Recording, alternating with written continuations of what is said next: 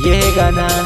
लेकर आ गया है पिंट्या कनौजे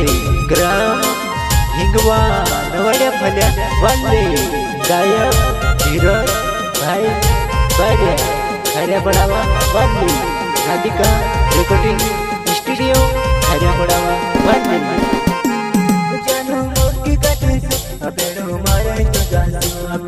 महाराष्ट्र जासू आपणो पालटी मारायसू त्यार मोहब्बत करसू आपणो पालटी मारायसू त्यार मोहब्बत करसू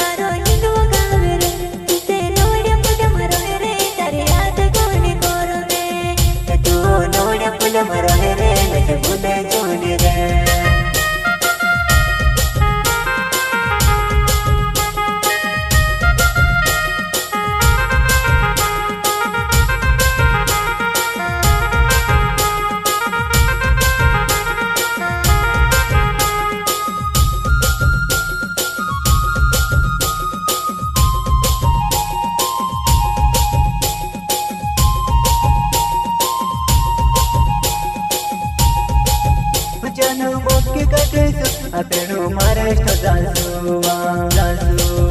आपणो पालटी मारायसू त्यार मोहब्बत करसू आपणो पालटी मारायसू त्यार मोहब्बत करसू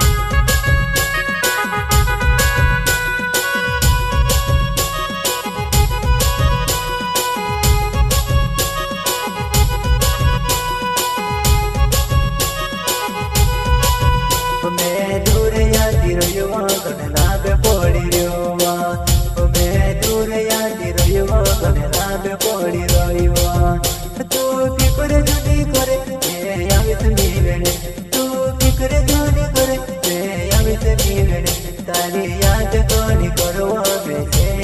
રવાયવા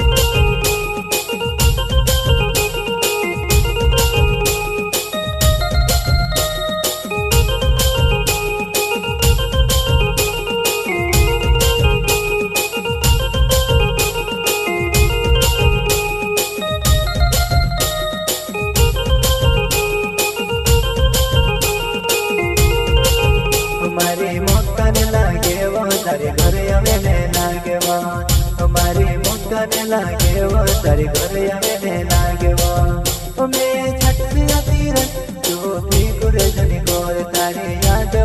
કરવો